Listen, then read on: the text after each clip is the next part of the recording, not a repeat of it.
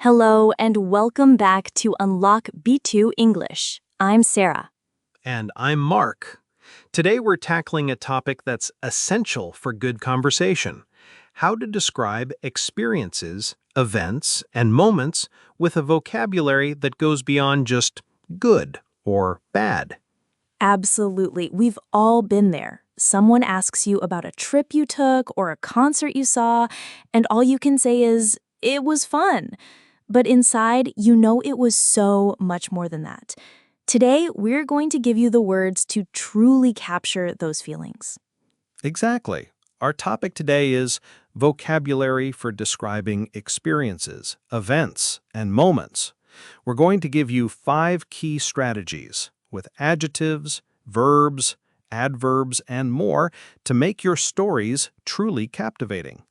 Let's start with our first strategy, using strong adjectives to set the scene. These words paint a picture for your listener. Instead of saying, "The view was beautiful," you could say, "The view was absolutely breathtaking."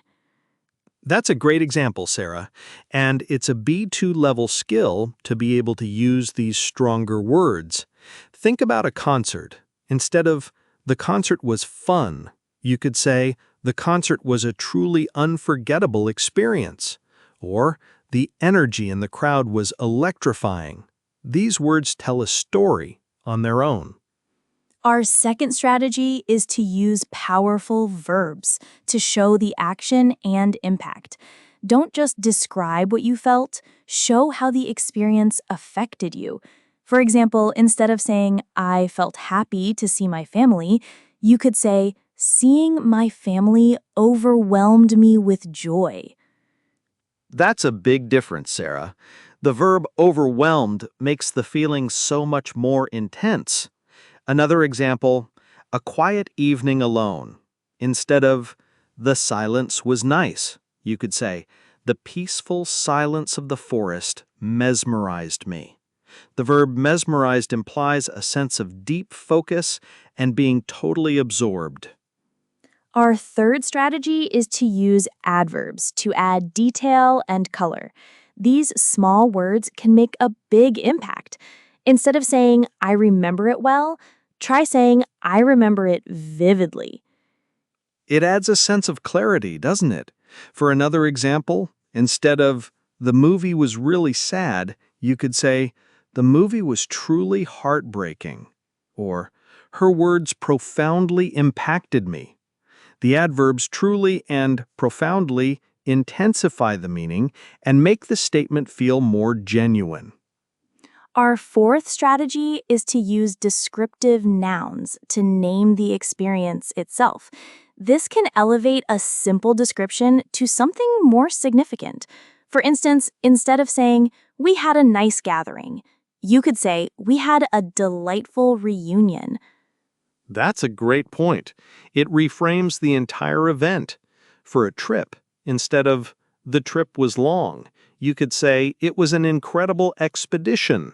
Or for a personal achievement, instead of just, "I finished the project," you could say, "It was a significant accomplishment for me."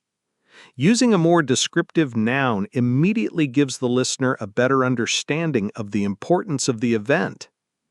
Our fifth and final strategy is to use figurative language, like similes and metaphors. This helps to create imagery and a deeper connection with your listener. Instead of saying, "The crowd was loud," you could say, "The crowd was like a wave of sound." Yes, or when talking about a fun party, instead of, "The room was full of laughter," you could say, "The room was a sea of laughter." These comparisons help to paint a more vivid picture in the listener's mind and make your story more memorable. Okay, so to summarize our 5 main strategies, use strong adjectives to set the scene, use powerful verbs to show action and impact, use adverbs to add detail and color, use descriptive nouns to name the experience, and use figurative language like similes and metaphors to create imagery. Let's move to our weekly challenge. This week, We want you to choose a memorable event from your past, a concert, a trip, a special dinner. That's right. First, just write a simple description. Then, go back and rewrite it using at least 3 of the new words or phrases we learned today. See how much more impactful your story becomes.